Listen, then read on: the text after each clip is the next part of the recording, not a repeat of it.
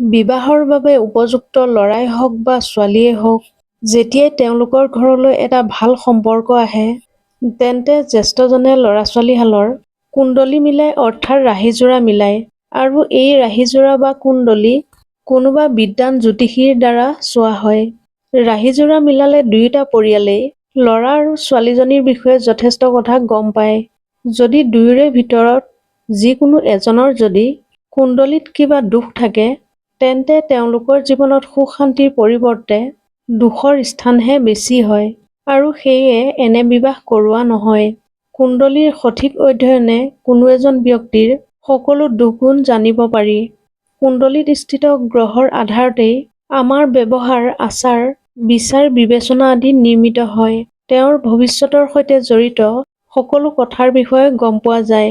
কোনো এজন ব্যক্তিক তেওঁৰ কুণ্ডলীৰ, তেওঁৰ ৰাশিৰ নাম, সময়, তেওঁৰ জন্মস্থানৰ আধাৰত বনোৱা হয়।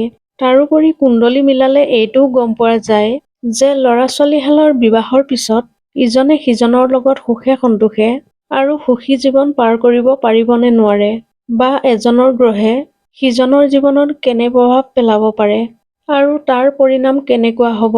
আৰু জানো আহক, দৰা-কইনাৰ কুণ্ডলী মিলাওঁতে কি কি কথাত ধ্যান দিয়া হয়। বিবাহৰ বাবে দুজন লোকৰ ৩৬টা গুণৰ ভিতৰত অতি কমেও ১৮টা গুণৰ মিল থকাটো জৰুৰী হয়। বিবাহৰ আগত ল'ৰাজনৰ কুণ্ডলী বহুবিবাহ যোগ, বিদুৰ যোগ আৰু লক্ষ্যপষ্ট যোগ দেখা পোৱা যায়। বহুবিবাহ যোগত এইটো চোৱা হয় যে ল'ৰাজনৰ জীৱনত এবাৰতকৈ যাতে অধিক বিবাহ নহয়।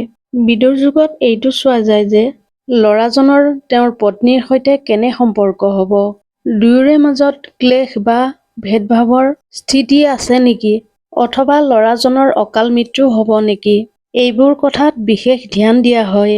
লক্ষ্যভ্ৰষ্ট হোৱাৰ অৰ্থটো হ'ল যে ল'ৰাজনে ভৱিষ্যতে বেয়া অভ্যাস যেনে জুৱা, মদ সেৱন, অসত্য, ব্যভিচাৰৰ দৰে মাৰ্গ অনুসৰণ নকৰে, যাতে ছোৱালীজনীৰ জীৱন কঠিন নহয়।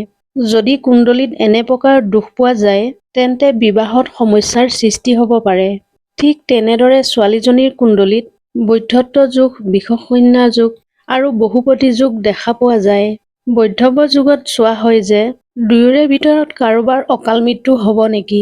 তাৰ পিছত এইটো চোৱা হয় যে ছোৱালীজনীৰ কুণ্ডলীত বিষকন্যাৰ যোগ আছে নেকি, কিয়নো এই যোগ থাকিলে ছোৱালীজনী কেতিয়াও সুখত থাকিব নোৱাৰে। তাইৰ জীৱনত দুখ আৰু দুৰ্ভাগ্য আহিয়েই থাকিব। বহুপতি যোগত এইটো চোৱা হয় যে ছোৱালীজনীৰ কুণ্ডলীত এবাৰতকৈ বহু বিবাহ আছে নেকি। ইয়াৰ সমাধানৰ বাবে ছোৱালীজনীৰ বিবাহ এজোপা বৃক্ষৰ লগত কৰা হয়, যাতে ইয়াৰ কুপ্ৰভাৱ নপৰে।